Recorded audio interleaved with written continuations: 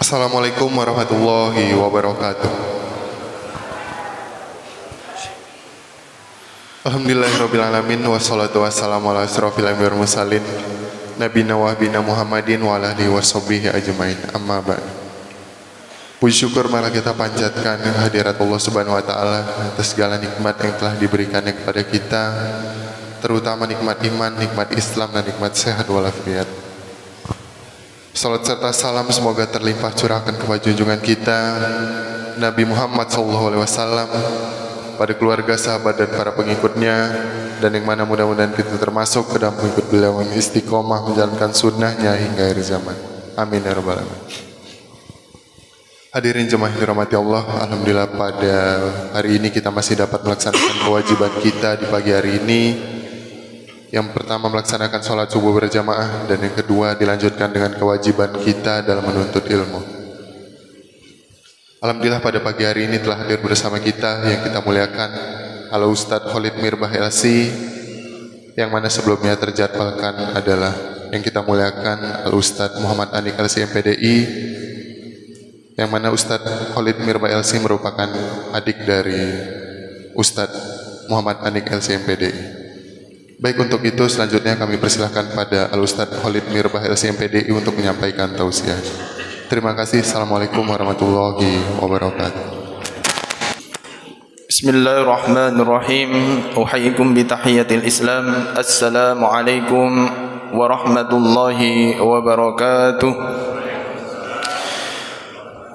Alhamdulillahi rabbil alamin. Wassalatu wassalamu ala nabiyyina wa muallimina wa qudwatina Muhammadin wa ala alihi wa sahbihi wa man da'a bida'watihi wa sara ala nahjihi wa ihtada bisunnatihi ila yaumiddin. Amma ba'd. Faqad qala Allah ta'ala fi kitabihil aziz. A'udzu billahi minasy syaithanir rajim. والذين آمنوا واتبعتهم ذريتهم بإيمان ألحقنا بهم ذريتهم وما ألتناهم من عملهم من شيء كل امرئ بما كسب رهين. صدق الله العظيم. Para jamaah salat subuh yang dimuliakan oleh Allah Ta'ala, alhamdulillah, segala puji dan syukur marilah kita senantiasa panjatkan kepada Allah Subhanahu wa taala atas segala nikmat dan karunia-Nya. Allah Subhanahu wa taala pertemukan kita di dalam majelis yang mulia ini dalam rangka untuk melanjutkan agenda aktivitas amal soleh kita berupa thalabul ilmi. Mudah-mudahan Allah Subhanahu wa taala mencatat kehadiran kita dan kebersamaan kita pada pagi yang berbahagia ini dengan pahala dan amal soleh di sisinya. Amin ya rabbal alamin. Salawat serta salam semoga tercurah limpah kepada Nabi kita yang mulia Nabi Muhammad sallallahu alaihi wasallam, kepada keluarga, kepada sahabat, dan kepada orang-orang yang mengikuti sunnah serta petunjuk beliau. Mudah-mudahan kita semuanya termasuk orang-orang yang berhak untuk mendapatkan syafaat beliau pada hari kiamat nanti. Amin ya rabbal alamin. Para jamaah, bapak-bapak, ibu-ibu yang dimuliakan oleh Allah Subhanahu wa taala, insyaallah tema yang akan kita kaji pada kesempatan pagi yang berbahagia ini adalah meraih kebahagiaan bersama keluarga di dunia hingga ke surganya Allah. Amin ya rabbal alamin. Insyaallah kita semuanya akan dipersatukan oleh Allah bersama keluarga kita, tidak hanya di dunia tetapi dikumpulkan hingga ke surganya insyaallah. Jadi sebuah tema yang tentu kita ingin sekali wujudkan bersama orang-orang yang kita cintai, dengan ayah ibu kita, dengan anak-anak kita, dan dengan kerabat-kerabat kita. Tidak hanya Allah satukan di dunia, tetapi Allah satukan hingga ke surga. Sehingga tema seperti ini bukan hanya sekedar visi misi saja, bukan hanya sekedar slogan saja, tetapi harus kita wujudkan dalam kehidupan, agar Allah Subhanahu wa taala terus menghadirkan kebahagiaan tidak hanya untuk kita tetapi bersama keluarga kita. Nah, para jamaah dimuliakan oleh Allah Subhanahu wa taala, bagaimana cara agar Allah menghadirkan kebahagiaan bersama keluarga kita tidak hanya di dunia tetapi hingga ke surganya? Yang pertama adalah dengan al-iman. Yang pertama adalah dengan melandasi setiap kehidupan dengan keimanan kepada Allah Subhanahu wa taala. Nah, para jamaah yang dimuliakan oleh Allah Subhanahu wa taala, jadi agar Allah menghadirkan kebahagiaan keluarga kita tidak hanya di dunia tetapi hingga ke surga adalah setiap dari kita ketika kita membangun rumah tangga dengan istri kita, maka landasannya adalah iman. Kenapa demikian? Karena iman merupakan energi yang paling berat dan paling besar yang mampu menghadirkan kebahagiaan bersama keluarga kita yang bersifat abadi, tidak hanya di dunia tetapi hingga ke surganya Allah Ta'ala. Betapa banyak keluarga kaya raya yang hidupnya dikelilingi dengan fasilitas kehidupan yang begitu mewah. Begitu banyak keluarga yang anggotanya itu mereka orang-orang yang memiliki gelar akademis yang tinggi. Mereka orang-orang yang berpendidikan. Tetapi kenapa bisa bercerai-berai? Karena landasannya bukan iman. Bisa jadi landasannya hanya sekedar kebanggaan saja atau kepentingan saja. Begitu kepentingannya sudah hilang, begitu hartanya sudah habis, maka keluarga tersebut akan bercerai-berai. Tetapi ketika rumah tangga itu dibangun di atas keimanan kepada Allah, maka sesungguhnya keluarga inilah yang meraih kebahagiaan yang abadi. Oleh karena itulah, para jamaah dimuliakan oleh Allah Subhanahu wa taala, di dalam Al-Qur'an Allah Subhanahu wa taala menegaskan bahwa persaudaraan apapun di dunia ini, termasuk persaudaraan di dalam kehidupan keluarga kita, itu hanya bisa abadi, itu hanya bisa kekal hingga ke surga bila dilandasi dengan keimanan kepada Allah Ta'ala.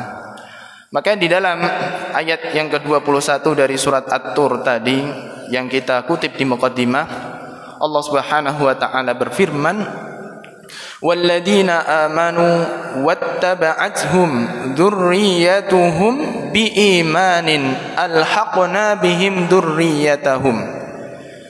Dan orang-orang yang beriman serta diikuti oleh keturunan mereka dalam kondisi iman, maka kata Allah akan kami satukan mereka di surganya Allah Ta'ala.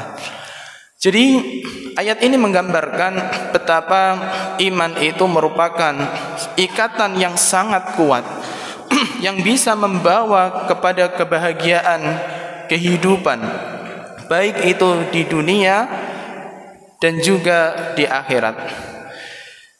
Oleh karena itulah para jemaah dimuliakan oleh Allah Subhanahu wa taala, itulah harapan tertinggi di dalam kehidupan kita.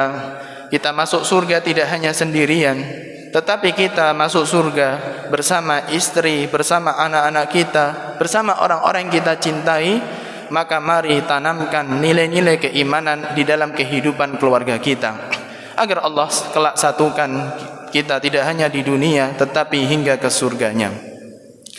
Begitu pula di dalam surat Al-Hujurat ayat 10, Allah Subhanahu wa taala menegaskan bahwa hakikat persaudaraan itu adalah bukan hanya sekedar persaudaraan yang diikat dengan ikatan darah atau ikatan nasab, tetapi lebih besar dari itu bahwa hakikat persaudaraan adalah persaudaraan yang diikat di atas keimanan. Allah Subhanahu wa taala berfirman, "Innamal mu'minuna ikhwatun fa aslihu baina akhwaykum wattaqullaha la'allakum turhamun. Sesungguhnya hanyalah mereka orang-orang beriman itu bersaudara. Maka damaikanlah ya, di antara persaudaraan kalian, dan bertakwalah kepada Allah agar kalian termasuk orang-orang yang mendapatkan rahmat.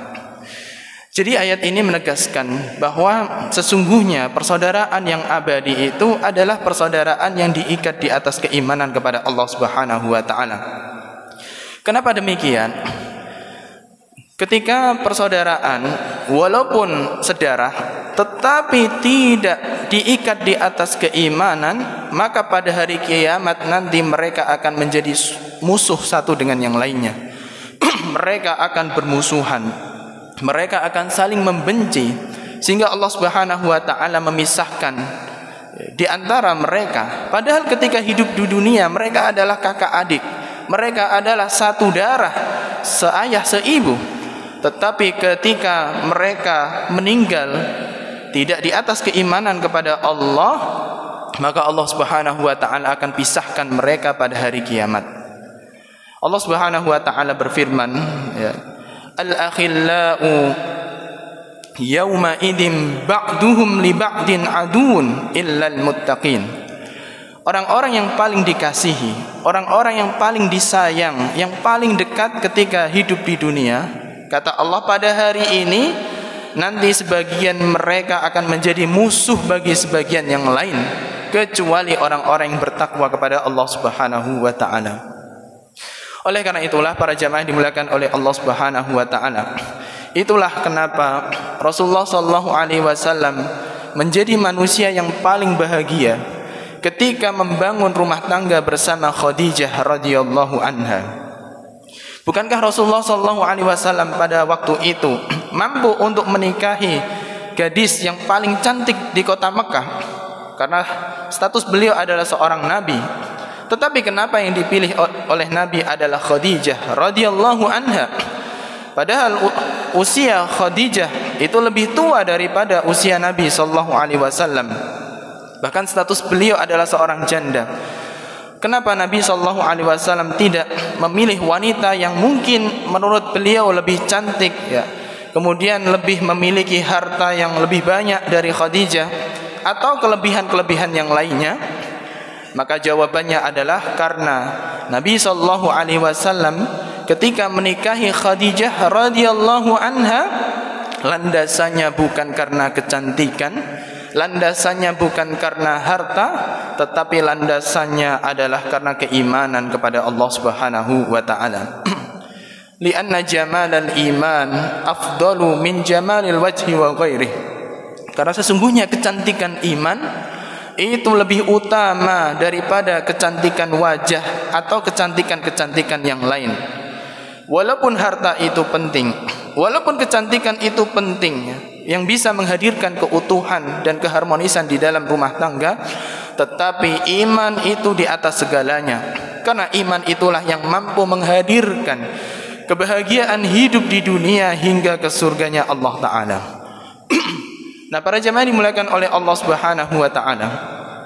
Sehingga hal itulah, karena keimanan itulah yang membuat Aisyah radhiyallahu anha itu cemburu terhadap Khadijah. Padahal Khadijah itu telah tiada di sisi Nabi. Sampai-sampai Aisyah radhiyallahu anha ketika beliau begitu cemburu terhadap Khadijah, beliau mengutarakan kecemburuannya dengan mengatakan, magirtu limra'atin li Rasulillah sallallahu alaihi wasallam kama girtu li Khadijah li kathrati dzikri rasuli iyyaha wa sanaihi 'alaiha.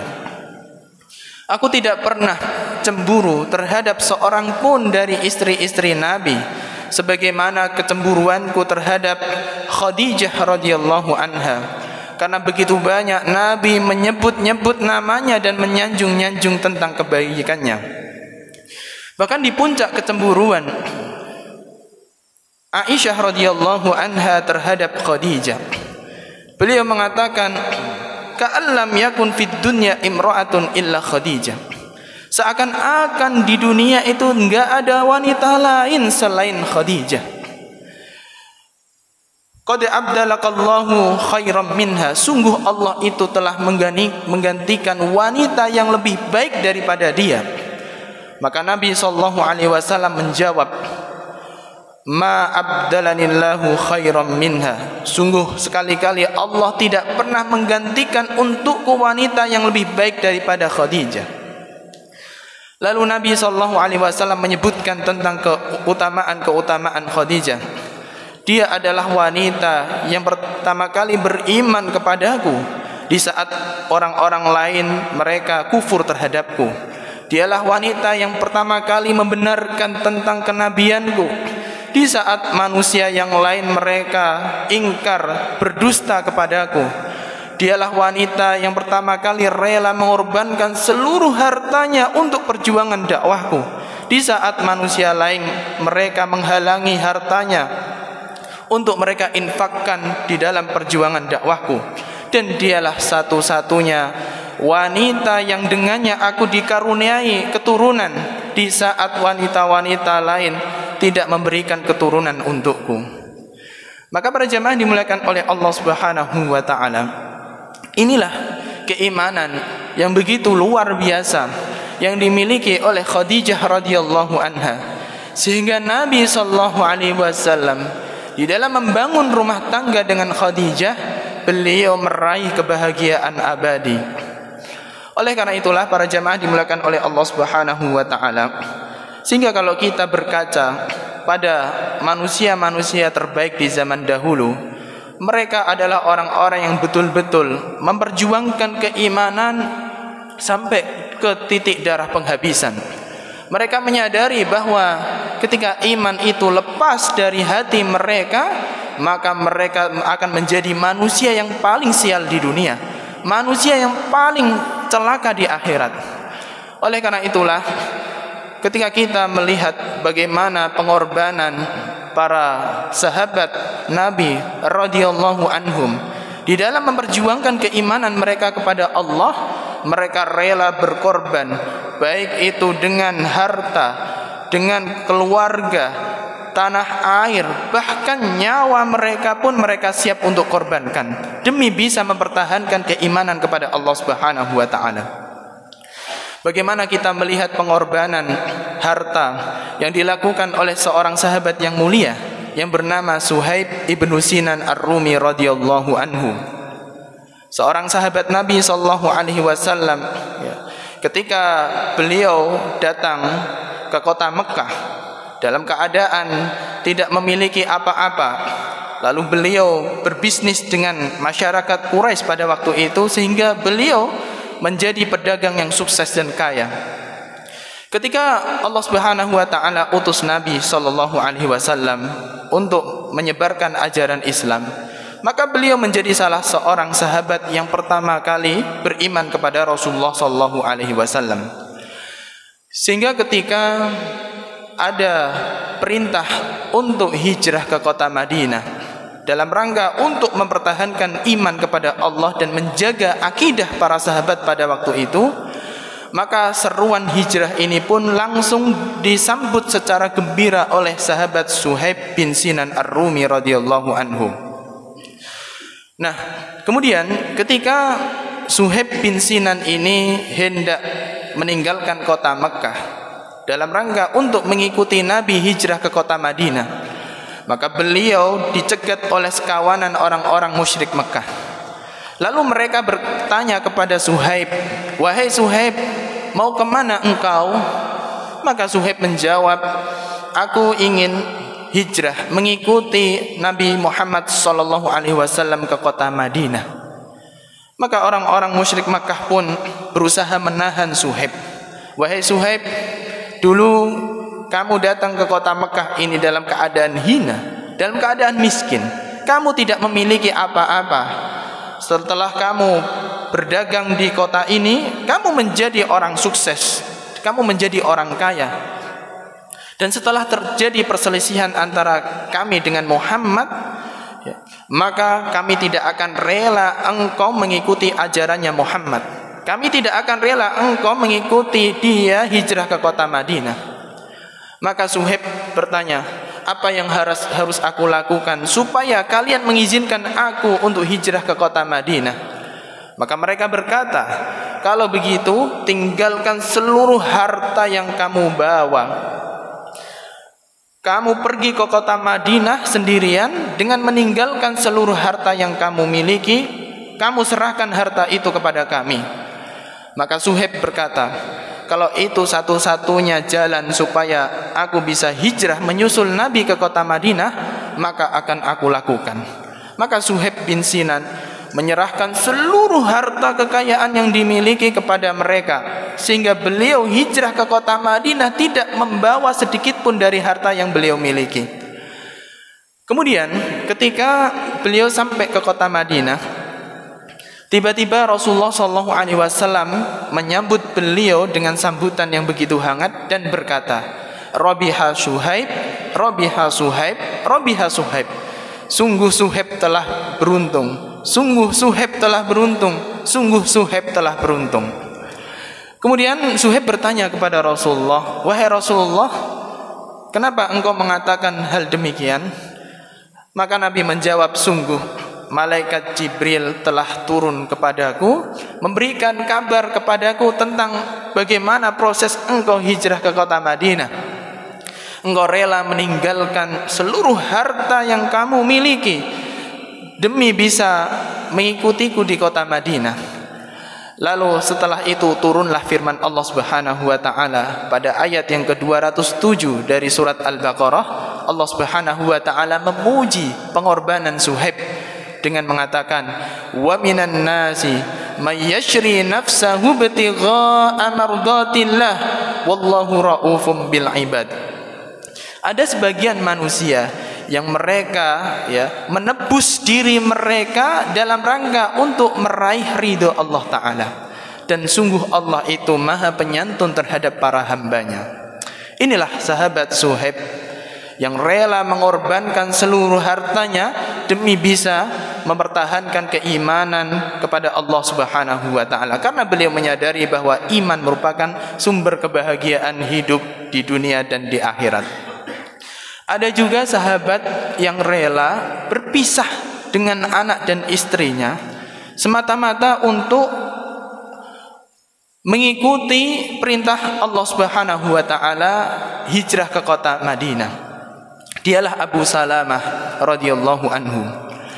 Ketika datang perintah untuk hijrah ke kota Madinah, maka Abu Salamah dan Ummu Salamah dan juga anak beliau adalah keluarga yang betul-betul menyambut seruan hijrah tersebut dengan sukacita. Maka keluarga kecil ini pun menyiapkan perbekalan, menyiapkan unta tunggangannya, dan kemudian siap-siap hendak hijrah ke kota Madinah. Nah, ketika mereka sampai di perbatasan kota Mekah, ternyata tak sengaja mereka berjumpa dengan kerabatnya Ummu Salamah, yaitu istri dari Abu Salamah radhiyallahu anhu. Kemudian yang mana keluarga dan kerabat dari Ummu Salamah ini masih musyrik. Lalu mereka bertanya kepada Abu Salamah, wahai Abu Salamah, kamu hendak kemana? Membawa istri dan anakmu? Maka ia pun menjawab, aku hendak hijrah ke kota Madinah menyusul Rasulullah sallallahu alaihi wasallam. Baik, kalau begitu, kata mereka, dirimu milik kamu, silahkan kamu hijrah ke kota Madinah. Tetapi urusan istrimu ini adalah kerabat kami, maka kami tidak akan memberikan izin kamu untuk membawa istri dan anakmu ke kota Madinah. Kemudian setelah itu terjadi tarik-menarik antara Abu Salamah dengan kerabatnya, kerabat daripada Ummu Salamah. Mereka memperebutkan Ummu Salamah dan putranya. Maka akhirnya Abu Salamah pun kewalahan dan tidak sanggup untuk mempertahankan keluarganya, sehingga Ummu Salamah dan putranya dibawa balik ke kota Mekah oleh kerabat beliau, Ummu Salamah. Sementara Abu Salamah hijrah sendirian ke kota Madinah. Setiap hari Ummu Salamah menangisi suaminya. Beliau menangis berhari-hari. Bahkan setiap hari beliau datang ke tempat di mana beliau dipisahkan dengan suaminya di pagi hari, kemudian di sore harinya pulang. Hari berikutnya seperti itu, dan ini berlangsung selama 1 tahun lamanya. Kesedihan yang dialami oleh Ummu Salamah karena harus dipaksa untuk berpisah dengan Abu Salamah hanya karena iman kepada Allah Subhanahu wa taala. Kemudian setelah itu, setelah 1 tahun lamanya, maka keluarga Ummu Salamah pun mendatangi Ummu Salamah, merasa iba dan kasihan bagaimana seorang istri dipisahkan dengan suaminya, anak dipisahkan dengan keluarganya. Maka setelah iba, pamannya pun berkata kepada Ummu Salamah, "Wahai Ummu Salamah, silakan engkau menyusul suamimu hijrah ke kota Madinah." Maka inilah bagaimana para sahabat itu rela mengorbankan segalanya, bahkan berpisah dengan keluarganya semata-mata untuk bisa mempertahankan keimanan. Karena iman merupakan sesuatu yang sangat mahal di dalam kehidupan manusia. Kemudian ada juga yang rela meninggalkan kampung halaman tercinta. Dialah Nabi kita Muhammad sallallahu alaihi wasallam.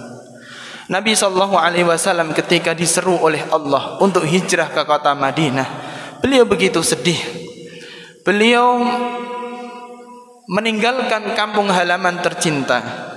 Sampai-sampai ketika beliau melewati batas kota Mekah, beliau menoleh ke kota Mekah dengan mengatakan, "Wallahi demi Allah, innaka la khairi ardillah." Sesungguhnya engkau merupakan bumi Allah yang paling baik. Wa ahabbu ardillahi ilayya. Sesungguhnya engkau adalah bumi Allah yang paling aku cintai. Walaula anna ahlaki akhrajuni minki ma akhraju minki abadan. Seandainya pendudukmu itu tidak mengusirku dari tempat kelahiranku, maka niscaya aku tidak akan pergi dari kota Mekah selama-lamanya. Bagaimana tidak? Kota Mekah merupakan kampung halaman Rasulullah sallallahu alaihi wasallam. Beliau tumbuh besar di situ. Beliau tinggal bersama keluarganya di situ. Beliau menikah pun di situ. Beliau membangun usaha juga di situ.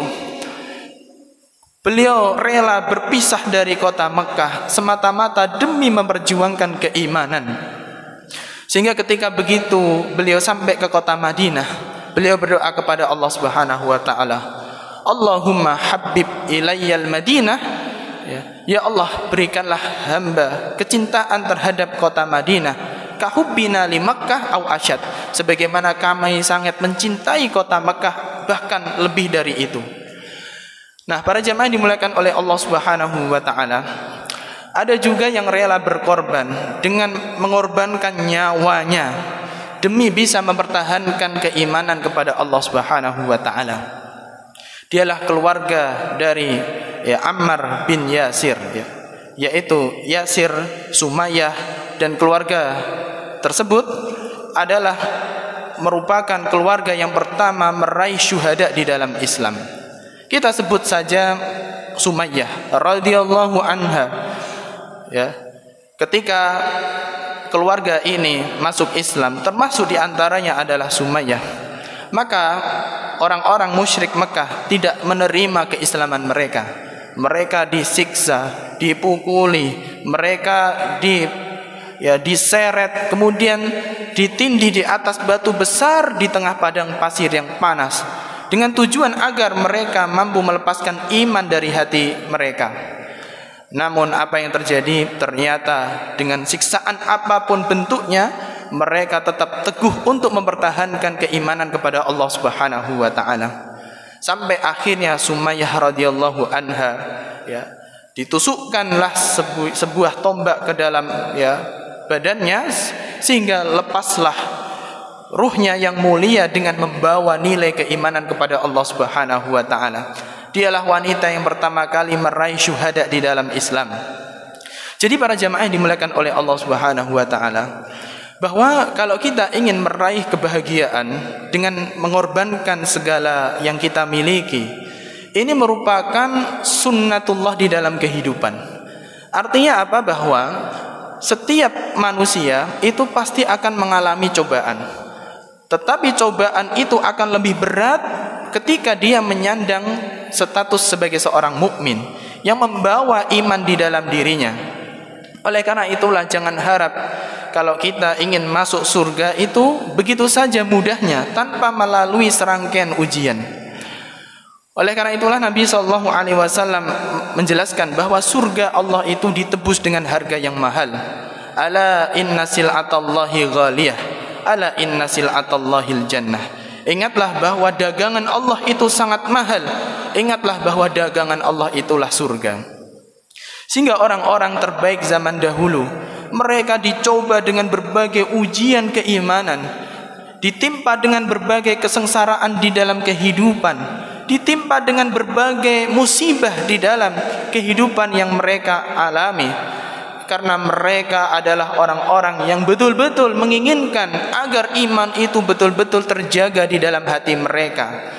Karena balasannya di sisi Allah itu sangatlah besar, sehingga tidak mudah untuk kita bisa meraih surganya Allah, kecuali harus melalui serangkaian berbagai ujian dan cobaan keimanan. Allah Subhanahu wa taala berfirman di dalam surat Al-Baqarah, "Am hasibatum an tadkhulul jannah walamma ya'tikum matsalul ladzina khalau min qablikum?" Apakah kalian mengira bahwa kalian begitu mudah masuk surga sementara belum datang ujian-ujian sebagaimana ujian itu datang kepada orang-orang sebelum kalian? Apa bentuk ujiannya? Allah katakan dalam potongan ayat berikutnya, massathumul ba'sa wad-dharra wa zulzilu hatta yaqula ar-rasulu walladzina amanu ma'ahu mata nasrullah ala inna nasrallahi qarib. Mereka ditimpa dengan berbagai penderitaan, kesengsaraan kehidupan, digoncangkan hidup mereka dengan berbagai goncangan musibah, sampai Rasul dan orang-orang yang beriman bersamanya berkata, mata nasrullah, kapan ini datang pertolongan Allah? Maka Allah ingatkan, ala inna nasrallahi qarib, ingatlah sesungguhnya pertolongan Allah itu sangatlah dekat. Jadi sampai di puncak ujian itu tidak ada upaya kecuali hanya menyerahkan diri kepada Allah Ta'ala, bersabar atas segala musibah yang dihadapi. Inilah ciri dari orang-orang yang beriman, yang berhak untuk meraih kebahagiaan di dunia hingga ke surganya Allah Ta'ala. Kemudian yang kedua, para jamaah dimuliakan oleh Allah Subhanahu wa Ta'ala, agar kehidupan kita bersama keluarga kita meraih kebahagiaan tidak hanya di dunia tetapi hingga ke jannahnya, maka cara yang kedua adalah mengikuti jejak-jejak keluarga-keluarga yang mendapatkan rekomendasi dari Allah untuk kita jadikan sebagai teladan di dalam kehidupan. Jadi di dalam Al-Quran dan As-Sunnah disebutkan ada dua keluarga besar yang bisa kita jadikan sebagai contoh untuk kita ikuti kebaikan-kebaikannya, untuk kita ikuti sunnah-sunnahnya, agar kita bisa meraih kebahagiaan di dalam kehidupan, yaitu dua keluarga besar, keluarga Nabi Ibrahim alaihissalam dan keluarganya Nabi Muhammad sallallahu alaihi wasallam. Dua keluarga inilah yang senantiasa mendapatkan doa dari miliaran umat Islam dari zaman dulu sampai zaman akhir nanti. Kita senantiasa mendoakan kedua keluarga besar itu di dalam ibadah kita, khususnya di dalam salat kita. Saat tasyahud kita membaca Allahumma salli ala Muhammad wa ala ali Muhammad kama sallaita ala Ibrahim wa ala ali Ibrahim wa barik ala Muhammad wa ala ali Muhammad kama barakta ala Ibrahim wa ala ali Ibrahim fil alamina innaka Hamidum Majid. Artinya, ya Allah, curahkanlah rahmat kemuliaan untuk Nabi Muhammad dan keluarga besar beliau, sebagaimana Engkau mencurahkan rahmat kemuliaan kepada Nabi Ibrahim dan keluarga besar beliau. Dan juga berkahilah Nabi Muhammad dan keluarga besar beliau, sebagaimana Engkau memberkahi Nabi Ibrahim dan keluarga besar beliau. Sesungguhnya Engkau di alam semesta maha terpuji lagi maha perkasa. Jadi Nabi Ibrahim dan Nabi Muhammad sallallahu alaihi wasallam adalah sosok manusia yang patut bahkan wajib kita jadikan sebagai teladan di dalam kehidupan kita. Karena Allah Subhanahu wa taala sendiri yang mewajibkan kita untuk mengikuti dan meneladani kebaikan-kebaikan dari Nabi Ibrahim dan Nabi Muhammad sallallahu alaihi wasallam. Tentang perintah untuk meneladani Nabi Ibrahim alaihissalam, Allah Subhanahu wa taala abadikan di surat Al-Mumtahanah ayat 4. Qad kanat lakum uswatun hasanatun fi Ibrahim walladzina ma'ah. Sungguh bagi kalian itu terdapat keteladanan yang baik di dalam diri Nabi Ibrahim dan orang-orang yang bersamanya.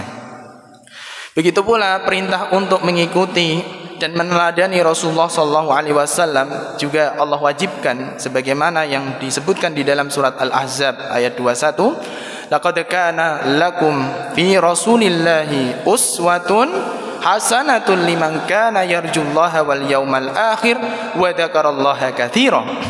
Sungguh bagi kalian di dalam diri Rasulullah itu terdapat suri teladan yang baik untuk kalian ikuti bagi orang yang berharap berjumpa dengan Allah, meraih kebahagiaan hari akhir, dan ia senantiasa mengingat Allah dengan zikir yang banyak. Artinya apa? Para jamaah dimuliakan oleh Allah Ta'ala.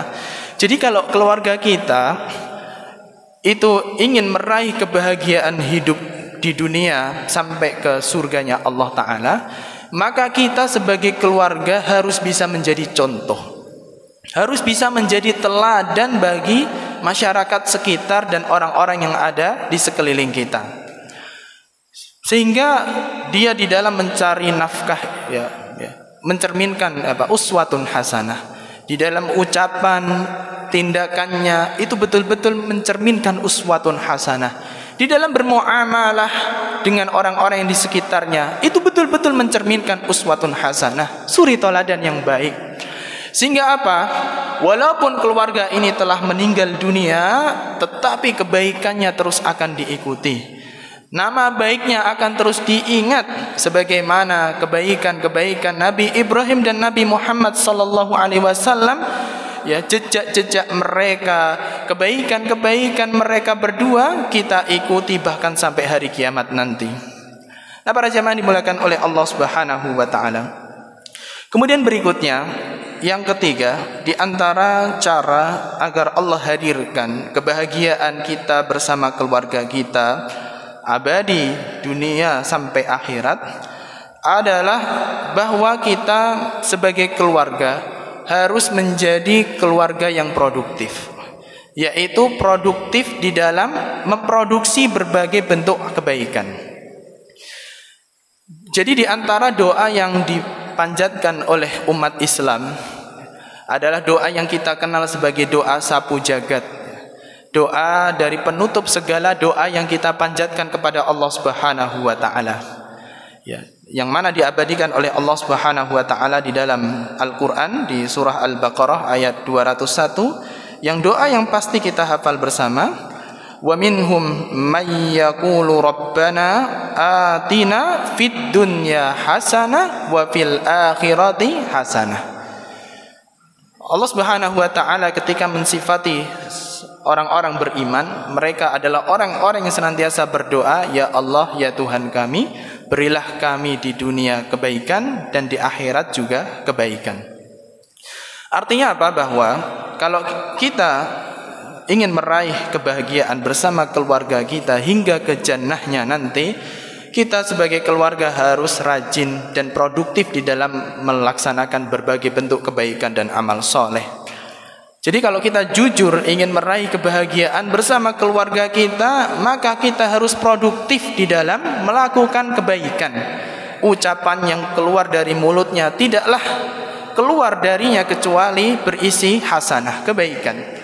Ucapannya, tindak tanduknya, muamalahnya dengan orang lain tidaklah terjadi kecuali betul-betul hasanah, kebaikan.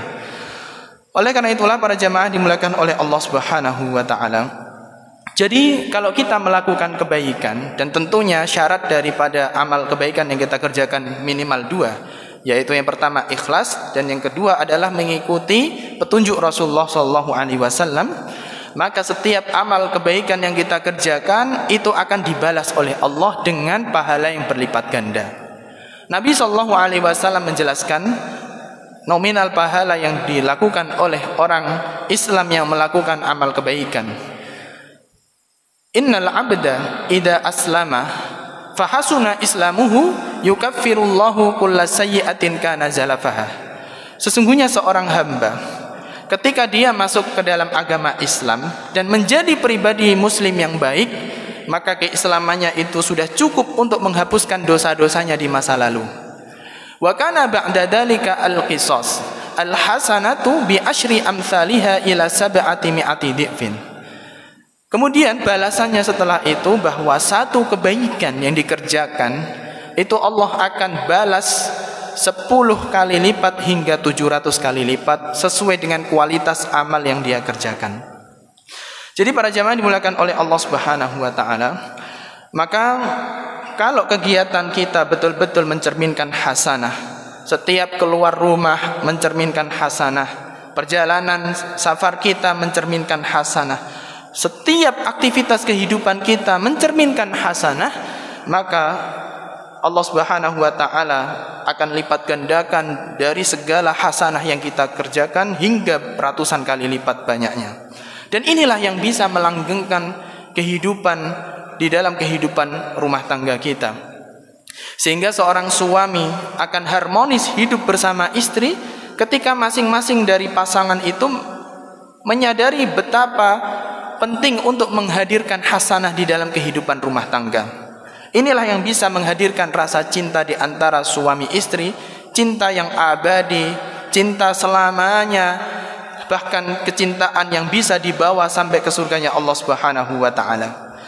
Oleh karena itulah, ketika seorang suami pergi untuk mencari nafkah, maka yang duluan mendapatkan mendapatkan pahala adalah istrinya. Ya, sang istri akan bangun lebih awal, memasakkan makanan untuk suaminya, kemudian menyiapkan segala apa yang dibutuhkan untuk pergi ke kantor atau pergi untuk mencari nafkah, menyiapkan tasnya, segalanya disiapkan. Maka dia akan mendapatkan pahala dari Allah Subhanahu wa taala. Kemudian ketika suami mencari nafkah, setiap perjalanan, setiap putaran roda itu akan bernilai hasanah. Kemudian ketika istri rela dan ikhlas ditinggal suaminya untuk mencari nafkah, selama proses penantian suaminya pulang, dia pun akan mendapatkan pahala di sisi Allah Subhanahu wa taala. Makanya ibadah rumah tangga itu adalah ibadah yang paling lama. Kita bisa memperoleh banyak pahala, banyak kebaikan dari ibadah rumah tangga bersama istri kita. Nah, para jamaah dimuliakan oleh Allah Subhanahu wa taala. Oleh karena itulah Nabi SAW memberikan pesan kepada kita sebagai pemimpin rumah tangga, entah bapak entah suami. Nabi mengatakan khairukum li ahlihi wa ana khairukum li ahli. Sebaik-baik dari kalian adalah yang terbaik terhadap istrinya, dan aku, kata Nabi, adalah orang yang paling baik terhadap istriku. Jadi suami dan istri yang saling bersinergi di dalam melakukan ibadah dan amal soleh, di dalam menjalankan ketaatan kepada Allah Subhanahu wa taala, inilah salah satu ciri keluarga yang bisa meraih sakinah, mawaddah, warahmah di dalam kehidupannya. Ketika seorang suami membangunkan istrinya di malam hari, diajak untuk melaksanakan qiyamul lail, maka ini salah satu tanda rahmat Allah itu akan diturunkan kepada keluarga tersebut. Jadi para jamaah dimuliakan oleh Allah Subhanahu wa taala, kalau ada sebuah amalan dijamin dengan rahmat Allah, maka kita diwajibkan untuk mempertahankan dan memperjuangkannya dengan sekuat tenaga. Karena rahmat Allah Subhanahu wa taala itulah yang bisa menyebabkan kita masuk ke dalam surganya Allah Subhanahu wa taala, tentu dengan bantuan amal-amal kebaikan yang kita kerjakan. Amal-amal soleh yang kita kerjakan itulah yang mampu menghadirkan rahmat Allah di dalam kehidupan kita. Makanya Nabi SAW di dalam sebuah hadis mengatakan, rahimallahu rajulan, semoga Allah merahmati seorang suami, qama minal lail, yang dia bangun di malam hari, fasalla, lalu dia mengerjakan salat malam. Wa aiqadha imra'atahu, lalu dia membangunkan istrinya. Fa shallat, lalu istrinya pun ikut bangun dan salat malam. Fa in abad, kata Nabi, apabila istrinya itu tidak bangun, nadha fi wajhihal ma', maka sang suami akan memercikkan air di mana? Di wajahnya. Ya, kira-kira berapa banyak, Pak? 1 ember pun cukup, insyaallah bangun. Kemudian selanjutnya Nabi SAW mengatakan, rahimallahu imra'atan, semoga Allah merahmati seorang wanita, qamat minal lail, yang bangun di malam hari, fa shallat, lalu wanita ini salat, wa aiqadat zaujaha, dia pun ikut juga membangunkan suaminya untuk salat malam. Fa in aba, kalau suaminya enggak bangun juga, nadhat fi wajhihil ma', maka istrinya tadi akan memercikkan di wajahnya air. Kira-kira banyak mana? Lebih banyak suaminya ya, 1 teko kalau perlu ya. Ya. Jadi para jamaah dimuliakan oleh Allah Subhanahu wa taala. Artinya bahwa kalau kita bersinergi di dalam melaksanakan ketaatan kepada Allah Subhanahu wa taala, ya, bersinergi di dalam melaksanakan qiyamul lail, maka ini salah satu tanda Allah menurunkan rahmat di dalam kehidupan rumah tangga kita. Makanya kenapa suami istri itu langgeng, saling sayang, saling mencintai, saling menjaga perasaan satu dan yang lainnya, karena di antara rahasianya adalah karena keduanya rajin melaksanakan qiyamul lail. Makanya biasanya kalau ada saudara kita menikah, ya, kita doakan semoga Allah jadikan kalian menjadi pasangan yang sakinah, mawaddah, warahmah. Nah, di antara cara untuk meraih rahmah tadi adalah dengan melaksanakan qiyamul lail secara bersama-sama. Inilah rahmat Allah Subhanahu wa taala yang Allah turunkan kepada keluarga tersebut. Nah, para jemaah dimuliakan oleh Allah Subhanahu wa taala, begitu pula seorang suami diperintahkan untuk memuliakan istrinya, dan itu tercermin dari perbuatannya yang baik, seperti berkata yang lemah lembut, tidak kasar, yang menunaikan hak-hak dan kewajiban-kewajiban seorang suami terhadap istrinya, tidak menyakiti hati istrinya. Karena para jamaah dimuliakan oleh Allah Subhanahu wa taala. Jadi yang namanya wanita, ya, Allah Subhanahu wa taala menyebutkan di dalam Al-Qur'an, ya, jangan kita hanya mengingat kejelekannya saja. Karena di balik satu keburukan di dalam diri seorang wanita, itu Allah Subhanahu wa taala ternyata berikan keutamaan yang begitu banyak, luar biasa. Karena itulah salah satu hal yang bisa menghadirkan, ya, rasa cinta kita terhadap istri kita selama-lamanya, bila yang kita ingat adalah kebaikan-kebaikannya, bukan hanya satu keburukan yang mungkin dia lakukan. Makanya Allah Subhanahu wa taala perintahkan kepada kita agar kita bergaul dengan istri kita dengan secara yang baik, dengan ma'ruf. Dalam surat An-Nisa ayat 19 Allah berfirman, wa ashiruhunna bil ma'ruf, dan pergaulilah istri-istri kalian itu dengan ma'ruf, dengan baik. Fa in karihtumuhunna, apabila kalian tidak menyukai mereka, maka bersabar, kata Allah.